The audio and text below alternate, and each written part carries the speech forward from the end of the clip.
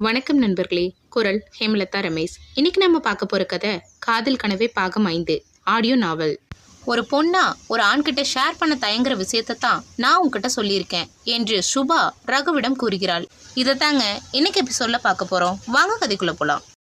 Teacher, உங்களை கண்டுபிடிக்க இவ்வளோ நேரம் ஆச்சு என்று சொல்ல சுபா திரும்பி பார்த்தாள். ஹாய் ரகு என்று கையை நீட்டினாள் சுபா. ஹேண்ட்ஷேக் பண்ணிவிட்டு சாரி ரகு, ரொம்ப அலைய விட்டுட்டனோ என்று பேசிக்கொண்டே பேக்கை எடுத்து தோளில் மாட்டிக்கொண்டாள். அதெல்லாம் ஒன்றும் இல்லை மேடம், போலாமா என்று கேட்டான். எங்க ரகு? ஏய் சுபா, பார்க்கவே ரொம்ப டயர்டாக இருக்க, ஏதாவது சாப்பிடு என்றான். எதுவும் வேணாம் ரகு, இங்கே பாரு சுபா, ஃபர்ஸ்ட் டைம் மீட் பண்ணியிருக்கோம், ஏதாவது சாப்பிட்டே ஆகணும் என்று அவளை ஜூஸ் ஷாப்புக்கு அழைத்து சென்றான். என்ன சாப்பிட்ற சுபா? எனக்கு சாத்துக்குடி ஜூஸ் என்றாள். ஓகே என்று ஒரு சாத்துக்குடி ஜூஸும் முலாம்பழ ஜூஸையும் ஆர்டர் செய்தான். இருவரும் குடித்து முடித்துவிட்டு பேசிக்கொண்டு இருக்கும்போது ரகு சுபாவிடம், சுபா, நீ என்னை மீட் பண்ணுறது கலைக்கு தெரியுமா என்று கேட்டான். இல்லை ரகு, நான் அவகிட்ட பேசியே 2 வீக்ஸ் மேலே ஆச்சு. வெயிட், நான் அவளுக்கு கால் பண்ணுறேன் என்று ஃபோனை எடுத்தாள் சுபா. உடனே ரகு, வேணா சுபா, அவகிட்ட நானும் எதுவும் சொல்லலை, ஏதாவது திட்ட போறா என்று தடுத்தான். அதெல்லாம் எதுவும் சொல்ல மாட்டா என்று கால் செய்தாள். கலைக்கு ஃபோன் செய்து, சொல்லுடி, எப்படி இருக்க என்றாள் கலை. ஃபைன் டி, எங்கே இருக்க? ஃப்ரீயா? ஃப்ரீ தான், சொல்லுடி. என் கூட இப்போ ஒருத்தர் இருக்காரு, யாருன்னு சொல்லு என்று கேட்க கலை, யாரடி அது, நம்ம ஃப்ரெண்டா என்று கேட்க, ஆமாண்டி நம்ம ஃப்ரெண்டு தான் என்று கூறிவிட்டு ரகுவிடம் ஃபோனை தந்தாள். ஹலோ, சொல்லுடி குளச்சி. யாரு, ரகுவா என்றால் அதிர்ச்சியாக. ஏய் ஆமாண்டி, என்ன தவிர உன்னை யாரு குள்ளச்சின்னு கூப்பிடுவா சொல்லு என்றான் ரகு. ஆமாம், அதெல்லாம் இருக்கட்டும், நீ எங்க அங்க, அதுவும் சுபா கூட டேட்டிங்கா என்றால் கிண்டலாய். ஏ லூசு, அவ காதலுக்கு இது விழப்போகுது, அவ எதிர்ச்சியா வந்தா, நானும் ஒரு வேலையா வந்தேன், மீட் பண்ணோம், அவ்வளோதாண்டி. நம்பிட்டேன்டா என்று சொல்லி கொண்டிருக்க சுபா ரகுவிடமிருந்து ஃபோனை பிடுங்கி, ஏய் என்னடி ரகுகிட்ட பேசிக்கிட்டே இருக்க? ஒன்றும் இல்லை சுபா, என்ன திடீர்னு மீட் பண்ணியிருக்கன்னு கேட்ட. ஏய் சும்மா தாண்டி என்று நடந்ததை சொல்லி கொண்டிருந்தாள் சுபா. ஆமா, நீ ஏண்டி ஃபோன் பண்ணுறதே இல்லை என்று கலை கேட்க என்று இருவரும் பேசிக்கொண்டிருக்க ரகு சுபா பேசுவதை பார்த்து கொண்டிருந்தான். அவள் காதோறும் கலைந்த முடிகளை விளக்கிய போது அவள் கை விரலில் அவளின் முடிக்கற்றை மாட்டிக்கொண்டு முழிப்பதைப் போல ரகுவும் அவள் கண்ணில் சிறைப்பட்டான். அவள் இயற்கை அழகில் தோற்று போன ஒரு இளைஞனாக அவள் முன்னே அமர்ந்து ஒரு மாயத் தோற்றத்தை ஏற்படுத்தி அவளையே கண்ணிமைக்காமல் ரசித்து கொண்டிருந்தான். அவளின் வளைந்த நீளமான புருவம், அவள் குழந்தைகளுக்கு பாடம் எடுப்பது போல போனில் அவளது முகபாவனைகளுடன் கூடிய பேச்சு, அவளது ஒல்லியான அழகிய தேகம், மாநிறமான அவளது மேனியில் வெள்ளை துப்பட்டாவை மறைத்தபடி பேசிக்கொண்டு அமர்ந்திருந்தாள். அதுவும் அவளின் இரு புருவங்களுக்கு இடையில் இருந்த கருப்பு நிற பொட்டு அவளுக்கு மேலும் அழகூட்டியது. இடுப்புக்கு கீழே வரை அவளுக்கு அடங்காத கூந்தலின் நடனம் என அவள் ரகு மனதினுள் முழுவதுமாக நிறைந்த தருணமாக அந்த 20 நிமிடங்கள் இருந்தது. நாம இதுவரைக்கும் இப்படி ஒரு பொண்ணை பார்த்ததில்லைல என்று அவளையே கண்ணிமைக்காமல் பார்த்தபடி இருக்க சுபா, ரகு ரகு காது கேக்குதா என்று கூப்பிட்டு கொண்டே இருக்க சுபாவின் குரலில் மாய உலகத்திலிருந்து வெளியே வந்தான் ரகு. சொல்லு சுபா, கூப்பிட்டியா? ஏ ரகு, எங்க இருக்க? இங்கதான் இருக்கியா இல்ல வேற உலகத்துல இருக்கியா என்று கேட்க, ஏய் அதெல்லாம் ஒண்ணுமில்ல, கலை போனை வச்சிட்டாளா? நான் பேசி முடிச்சு 10 நிமிஷம் ஆச்சு. ஓ அப்படியா என்று சிரித்து வைத்தான். Are you okay Raghu? Yes I am okay Subha. Okay கிளம்பலாமா என்று ரகுவை கேட்க ரகுவும் சரி என்று பில்லை கட்டிவிட்டு வருவதாக கூறிவிட்டு எழுந்தான். சுபா மெதுவாக எழுந்து நடக்க ஒரு மாதிரி ரகுவின் பின்னாலேயே நடந்து வர, ஏ சுபா என்னாச்சு? இவ்வளோ நேரம் நல்லா ஹாப்பியாக தானே பேசிட்டு இருந்த, இப்போ என்ன திடீர்னு ஒரு மாதிரி இருக்க, அமைதியாகிட்ட?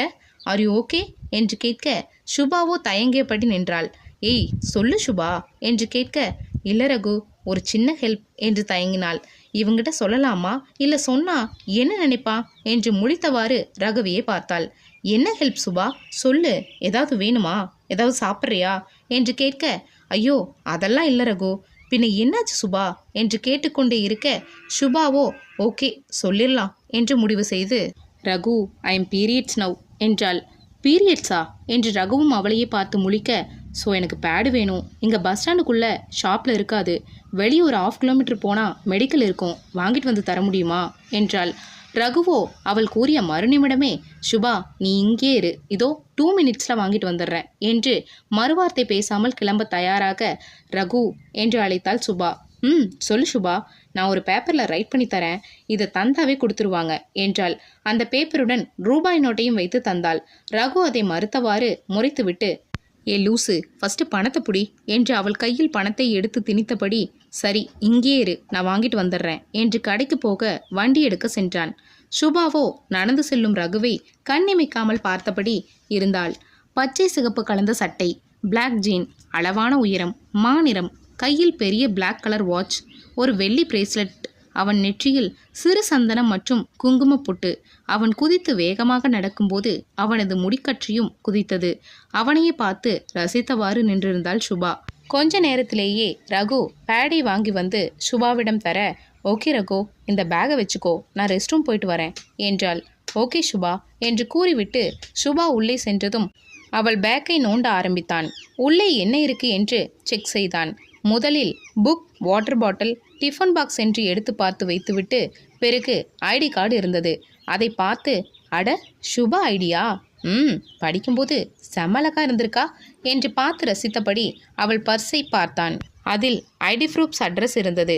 அதை ஒரு ஃபோட்டோ எடுத்து கொண்டான். இதை செய்தபடி ரெஸ்ட் ரூமை எட்டி பார்த்தபடி இருந்தான். அவள் வருவதை உணர்ந்தவன் பேகை மூடி அமர்ந்து கொண்டான். சுபா வந்ததும், ரொம்ப தேங்க்ஸ் ரகு என்றாள். அட தேங்க்ஸ் எல்லாம் ஒன்றும் வேணாம், நீ இப்போ ஓகே தானே?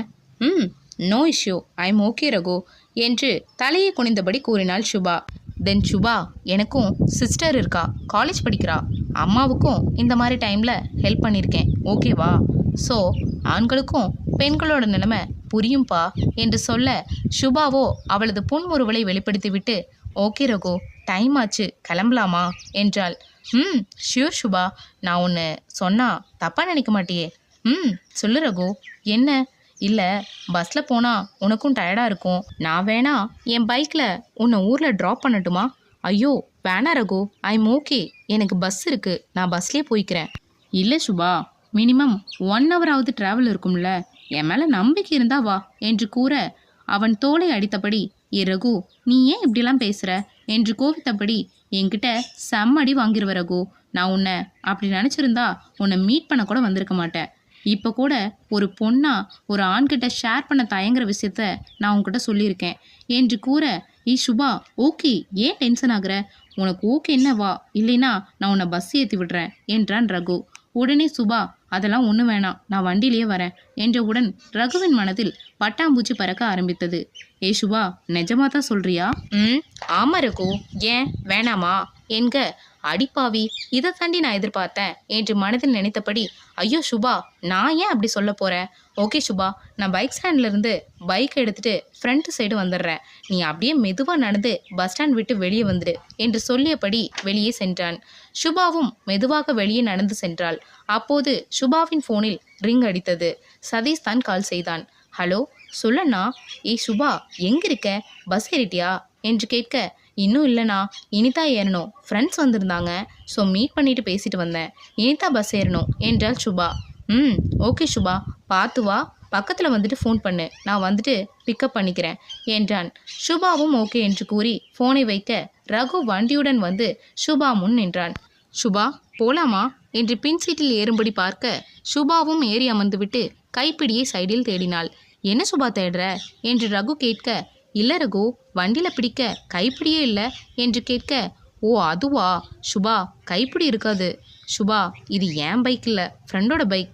தென் உனக்கு ஆட்சேபனை இல்லைனா என் தோலை பிடிச்சிக்கோ என்றதும், இல்லை நான் பின்னாடி பிடிச்சுக்கிறேன் என்று பின்னாடி இருந்த கம்பியை பிடிக்க ரகு சிரித்தபடி வேகமாக வண்டியை எடுக்க சுபாவால் கம்பியை பிடிக்க முடியாமல் ரகுவின் இடுப்பில் கையை போட்டு விழாதவாறு பிடித்து கொண்டாள். இதுக்கு தான் நான் முன்னாடியே சொன்னேன் என்று மனதில் சிரித்தபடியே, தோலைத்தான் பிடிக்கணும்னு ஆசைப்பட்டோம், பட் இப்போ கட்டியே அணைச்சிட்டா என்று மனதில் சிரித்தபடியே பின்னால் திரும்பாதவாறு வேகமாக வண்டியை ஓட்டி சென்றான். வீட்டிற்கு ஒரு 5 கிலோமீட்டர் இருக்கும் இடத்தில் சுபா நிறுத்துமாறு ரகுவிடம் கூறினாள். ரகுவும் வண்டியை நிறுத்திவிட்டு, ஓகே சுபா, நான் வேணா பக்கத்துலேயே விட்டுறவா? இல்லை ரகு, அண்ணாக்கு மெசேஜ் போட்டிருக்கேன், 10 மினிட்ஸில் வந்துடுவான், நீ கிளம்பு என்று சொல்ல, மேடம் நான் கிளம்பிக்கிறேன், மணி 5:30 தான் ஆச்சு, இப்போ ஹாஸ்டலுக்கு கிளம்புனா 7:30க்கு போயிடுவேன், நோ இஷ்யூ, பட் நீ தான் தனியாக நிற்கிறியே என்று பக்கத்திலேயே பேசியபடி நின்றான். ப்ளீஸ் ரகு, கொஞ்சம் தள்ளி போய் நின்று மெசேஜ் பண்ணுறியா? ஏன் சுபா, நான் இங்கே நிற்கக்கூடாதா? டே லூசு, இங்கே நிறைய பேர் வருவாங்க போவாங்க, பார்த்தா ஏதாவது தப்பாக நினைப்பாங்க, அதான் என்று சொல்லியதும் கொஞ்ச தூரம் தள்ளி நின்றபடி வண்டியை நிறுத்திவிட்டு சுபாவை பார்த்தவாறு நின்று ரசித்து கொண்டிருந்தான். அப்போது ஆப்போசிட்டில் சதீஷும் டூ வீலரில் வந்து சுபா பக்கத்தில் நின்றான். சுபாவும் வண்டியில் ஏறி திரும்பி ரகுவை பார்த்தபடி பாய் என்ற செய்கை காட்டி தலையை ஆட்டினாள். ரகுவும் தலையசைத்தபடி கண்ணிமைக்காமல் பார்த்தவாறு நின்றான்.